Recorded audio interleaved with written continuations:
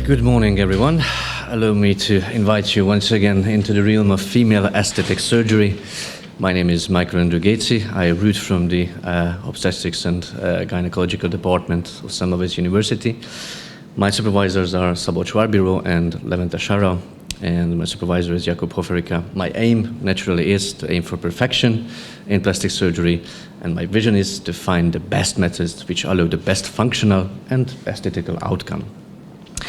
We have two ongoing, one kind of finished and one really ongoing project. The first one is investigating labiaplasty, one of the most progressive form of aesthetic surgery right now, and by all means the most demanded one. The second one is breast aesthetic surgery. Let's start with the first one, with labiaplasty. Many women are not really pleased with the looks, the function, or the size of their outer genitalia, so they want it to be modified. A few years ago, it consisted only about some really simple resections of labia minora. However, nowadays it really outgrew itself. It became a complex variety of operations that the patient can choose from. We have naturally conventional techniques and new techniques which basically arrive to us year to year. But let's cut to the chase. The main goal of this operation is basically to alter the outer female genitalia to a better functioning and looking outcome. Why is it important? Because every year more and more women seek for these operations, so it is really climbing the ladder of fame, we can say. We can safely say that all of these operations are basically or generally safe and comes with a good, satisfactory outcome. But are we pleased in aesthetic surgery with generally good? No, we are not. We are aiming for perfection. So with this aim, we want to know from all of these techniques which are the perfect, which make the women, the happiest and more satisfied. So we decided to find out which is the safest and most satisfactory method or methods used in the female genital beautification concept. We aimed for women, of course. We compared all techniques of labiaplasty available right now on the field, and our primary outcome would be the patient satisfaction, and the secondary, which we wanted to know about, which has the less complication from these methods. And our hypothesis was that maybe some new emerged techniques or some techniques basically have a little benefit over the others.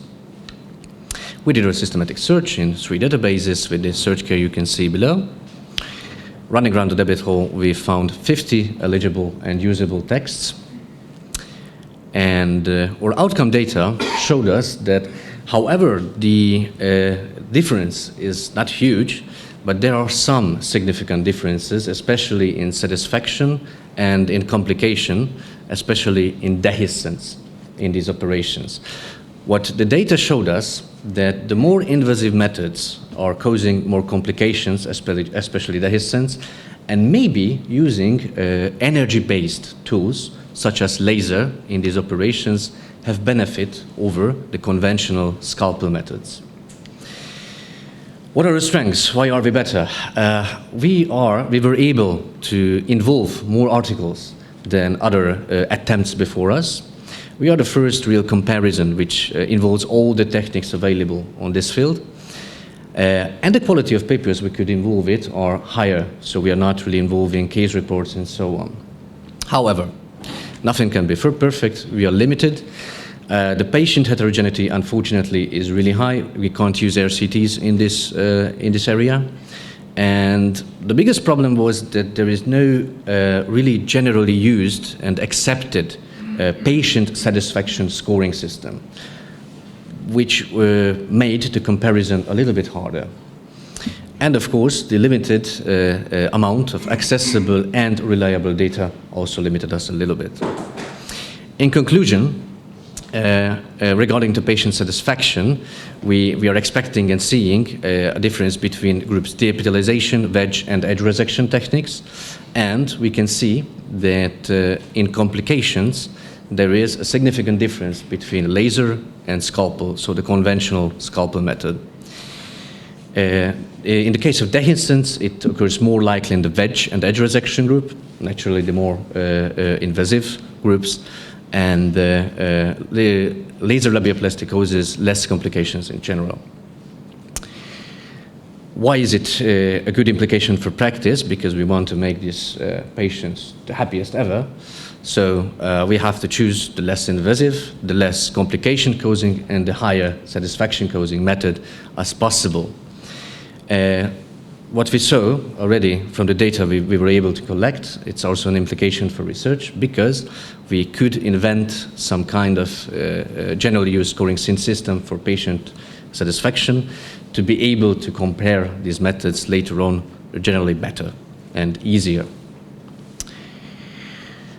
We submitted a paper to a journal last autumn.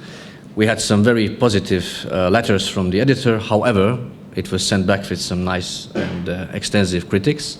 So we had to do our research again, which was kind of a big job. But now we are ready, and we finished with the data extraction too. We finished modifying basically the manuscript, and now we are waiting to submit it again to the same paper, which is the Aesthetic Surgery Journal from California. And this is the plan now. Allow me to resettle to my second topic, which is by all means the most famous of all aesthetic surgeries, breast aesthetic surgery. Many women, more than 1.5 million women, are seeking this operation yearly, year by year, even more.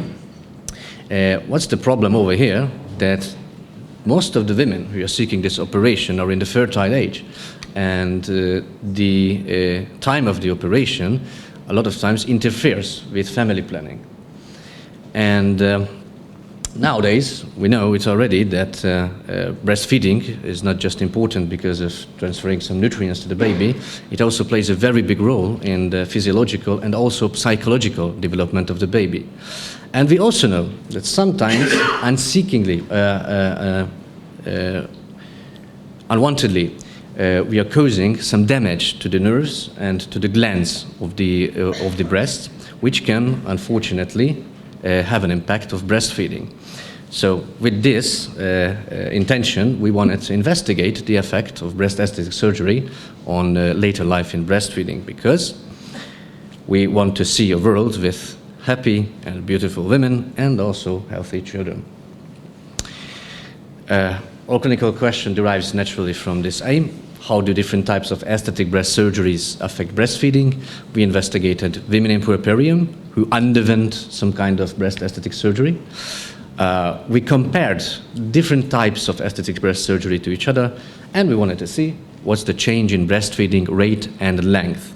And our hypothesis is naturally that breast aesthetic surgery has an impact on breastfeeding, and there is a difference between the techniques we can choose from.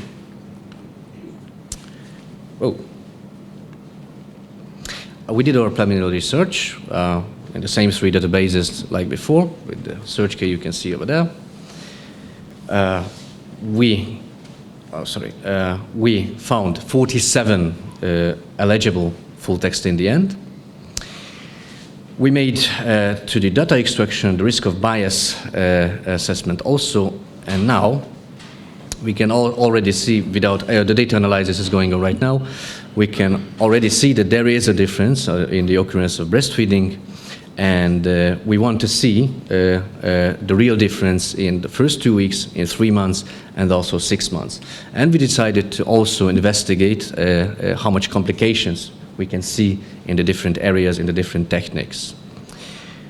Thank you for your attention, and as always, to infinity and beyond. Do you have?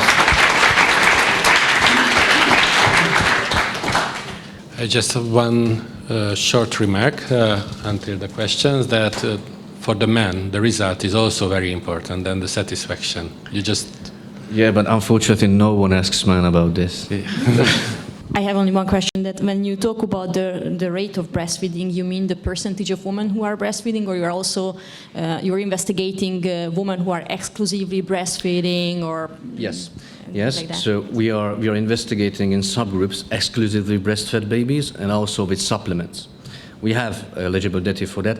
Not so much, but we are able to make a comparison like that. So this is a good question, thank you.